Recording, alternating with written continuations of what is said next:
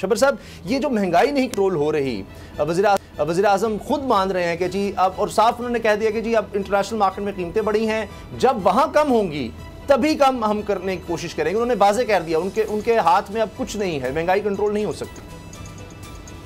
देखिए, अगर आपने आज का डॉन अखबार पढ़ा हो ना, मेरा एक बहुत डिटेल बड़ा बयान है कि इन्फ्लेशन पाकिस्तान में कंट्रोल नहीं हो सकता फॉर द टाइम बीइंग, और वो बढ़ता जा रहा है क्योंकि जितनी भी करप्शन की मनी है पाकिस्तान में, वो अब जब बाहर जाने से रुक रही है, तो वो जाके जो मार्केटें हैं जिसमें कमोडिटीज और फूड की और ये आम आदमी की अशिया सर्फ की मार्केटें हैं, इसमें जाके सारी पार्क हो गई है। तो पाकिस्तान में एक पैरेलल इकोनॉमी चल रही है जिसमें दुकानदार, आड़ती, होलसेलर, रिटेलर, ये इस वक्त पाकिस्तान में, जैसे आप कहते हैं ना कि ये आप समझे कि ये सोना कमा रहे हैं। जो आपको आलू या प्याज या आम मिलता है शहर में, इसकी परचेज प्राइस से ये तकरीबन 4 गुना प्राइस से यहाँ बेच रहे होते हैं।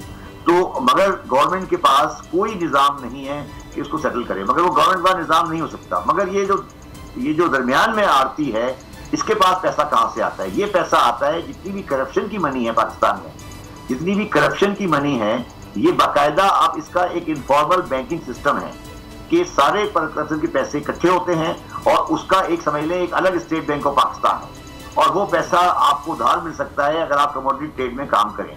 तो ये जो इन्फ्लेशन हो रहा है, ये प्राइस हाइक हो रही है, ये सारा 2 नंबर का पैसा मार्केटों में जा रहा है, और वो उसमें आलू, प्याज, दालें, घी, चीनी, सब उसमें लगा हुआ है। कोई भी आप कुछ भी कर लें, आप प्राइसेस को, ये इंटरनेशनल प्राइसेस का बहाना है, मैं इससे एग्री नहीं करता। ठीक है, आप मुझे बताएं कि आज टमाटर में या आलू प्याज में इंटरनेशनल प्राइस का क्या ताल्लुक है? देखिए शब्बर साहब, जो आप बात कर रहे हैं, यही बात प्राइम मिनिस्टर ने भी की कि ये जो मिडल मैन है ये कमा रहा है। फाइनेंस मिनिस्टर ने भी यही बात की कि जी मिडल मैन कमा रहा है और मिडल मैन का जो रोल है उसको खत्म किया जाएगा। असल इशू ये, जब प्राइम मिनिस्टर भी इस चीज को मान रहे हैं, फाइनेंस मिनिस्टर भी इस चीज को मान रहे हैं, तो मिडल मैन का रोल क्यों नहीं गवर्नमेंट खत्म कर पा रही? मिडिल मैन का रोल गवर्नमेंट इसलिए नहीं खत्म कर पा रही कि ये जो मिडिल मैन हैं आपके, जो आड़ती हैं, ये पाकिस्तान में 370 MNA में से 300 MNA के फाइनेंसर हैं। 370 अगर MNA है ना आपके पास, जी, तो इनमें से 300 के फाइनेंसर जो हैं वो आपके आड़ती हैं। अब वो जमाना गुजर गया जब लैंडलॉर्ड इलेक्शन लड़ा करते थे।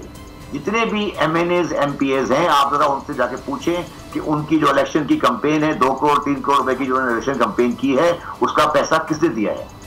ये जो पाकिस्तान है, इसको होस्टेज बना लिया है इस आड़ती माफिया ने।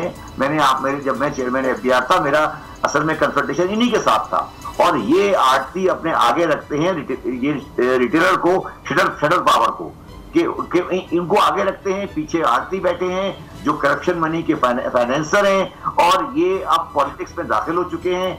ये MNAs को हराते हैं, जिताते हैं, पार्टियों को देते हैं।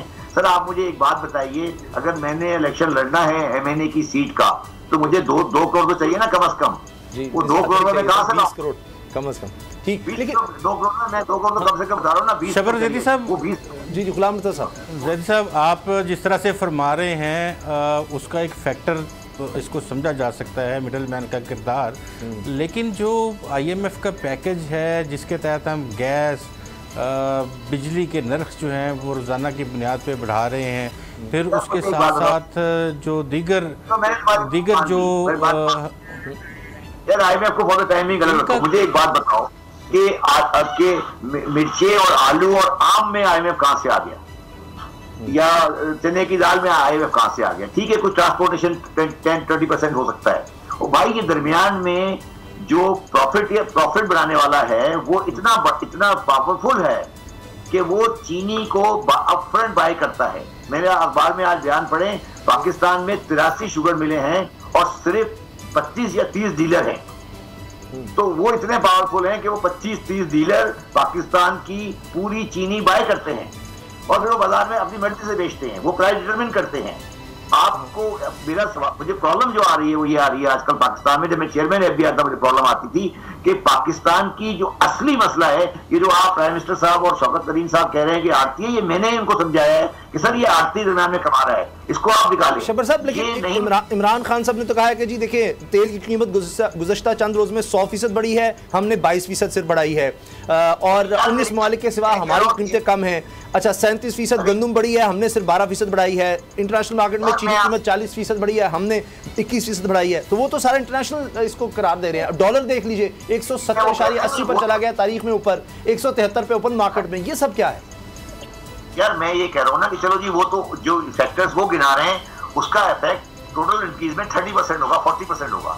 जो 70% फैक्टर है वो ये है कि जब देखिए, आपने इन्फ्लेशन का नाम सुना होगा। इन्फ्लेशन क्या होती है? जब पैसा ज्यादा होता है, कमोडिटी कम होती है, तो कीमत बढ़ जाती है। इस वक्त जो हुआ है वो ये हुआ है कि पैसा जो मार्केट में 2 नंबर पड़ा होता है, वो इतना ज्यादा है और कमोडिटी कम है, तो प्राइस ऑटोमेटिकली आगे बढ़ रही है। ये इन्फ्लेशन 2 नंबर पैसे का इन्फ्लेशन है, स्टेट बैंक का इन्फ्लेशन नहीं है। जो पैसा मार्केट में पड़ा हुआ है, आप मेरी बात को थोड़ा गौर से समझें। जो एग्रीकल्चर की, देखिए आप जो आटा, दाल, चीनी, सब्जी, पालक, मेथी, गोश्त, टमाटर खाते हैं, ये सारा पाकिस्तान में प्रोड्यूस होता है। ये सारा एक गिरोह पैदा करता है और हमें मिलता है। ये इसके अंदर जो प्राइसिंग हो गई है, इसके अंदर सारा 2 नंबर का पैसा चला गया है। तो प्राइस इसलिए बढ़ गई है मार्केट की, क्योंकि उनके पास होल्डिंग पावर, परचेजिंग पावर बहुत ज्यादा है। और जितना भी पाकिस्तान का 2 नंबर पैसा है वो आपकी मार्केटों में। लेकिन इसका हल क्या है सर? क्योंकि प्राइम मिनिस्टर भी इस चीज को तस्लीम कर रहे हैं, हुकूमत भी इस चीज को तस्लीम कर रही है, लेकिन काबू नहीं कर पा रही। इसका बड़ा सस्ता हल है। मैंने कल भी कल एक सेमिनार में बताया था। इसका हल ये है कि लाहौर में जो प्राइस है टमाटर की और जो ओकाड़े में प्राइस है टमाटर की, मैं आपको यकीन से कह सकता हूँ डबल का फर्क होगा। तो गवर्नमेंट को चाहिए कि प्राइसेस जो मंडियों में है, जिस प्राइस पे मंडियों में सामान उठ रहा है और जिस प्राइस पे सामान मिल रहा है लाहौर में, इसको पब्लिक करे। आपको अगर याद हो, अगर आप लोग पता नहीं कितने, मेरी जरा एज ज्यादा है आपसे, अगर आपको रेडियो का जमाना याद हो, एक प्रोग्राम टीवी आया करता, रेडियो प्रोग्राम आता था मंडियों के भाव, याद है आपको? जी। तो वो प्रोग्राम शुरू करें। आप बताएं कि मंडियों की भाव क्या है। तो जब आप वो मंडी वाला बताएगा कि आलू जो है वो मंडी में 3 रुपए किलो बिका है, तो जब आप लाहौर में वो 10 रुपए किलो बेचेगा तो लोग उसे बहुत मारेंगे। आपने वो सिस्टम ब्रेक कर दिया है। आपको मंडी का भाव नहीं पता। आप जाते हैं, वो 10 रुपए कहता है, आप रोते गाते हैं, आप उसको ले लेते हैं। अगर गवर्नमेंट मार्केट सिस्टम के तहत सिर्फ ये बता दे कि मंडियों से सामान किस प्राइस पे उठ रहा है और किस प्राइस पे सामान। शब्बर साहब, रोजाना डीसी रेट भी होता है और मार्केट कमेटियां भी रेट निकालती हैं, लेकिन उसका मतलब ये कि गवर्नेंस और एडमिनिस्ट्रेशन नाम की चीज ही कोई नहीं है जो कंट्रोल ही नहीं कर पा रही। डीसी रेट पे जो चीज लिखी है वो मार्केट उससे डबल कीमत पे बेच रही है। यार मेरी बात सुनो, वो डीसी रेट जो है ना, मैंने इस पे काम किया है। डीसी रेट का तुम जाओ और डीसी रेट जो निकला है ना किसी दिन का, किसी बाजार में जाओ और पूछो ये कहां से निकला है। वो डीसी ऑफिस का एक क्लर्क होता है, वो शाम को बैठ के किसी मंडी के किसी बंदे को बुलाता है और वो कागज बना के रेट शुरू करता है। कोई ताल्लुक मंडी के प्राइस से नहीं है, ये सब बकवास है। अच्छा शब्बर साहब, आखिर में क्योंकि ब्रेक का वक्त हो जाएगा, मुझे बताएं ये जो कामयाब प्रोग्राम अब लाया गया कामयाब पाकिस्तान प्रोग्राम, 1400 अरब रुपया गरीब तरीन तबके को, 40% लोगों को बराह रास्त देंगे, 5 लाख तक कर्ज हर घर को और बिला सूद, इससे कोई फर्क पड़ेगा? आम आदमी को पैसा जाएगा? इमरान खान साहब कह रहे हैं जी वो वक्त गुजर गया कि हम सोचेंगे पाकिस्तान में ग्रोथ होगी, पैसा आएगा तो उससे गरीब को फायदा होगा। बराह रास्त हमने गरीब को देना है, इससे कोई फर्क पड़ेगा? मैं पर्सनली कभी भी डायरेक्ट सब्सिडी का फेवर में नहीं हूँ।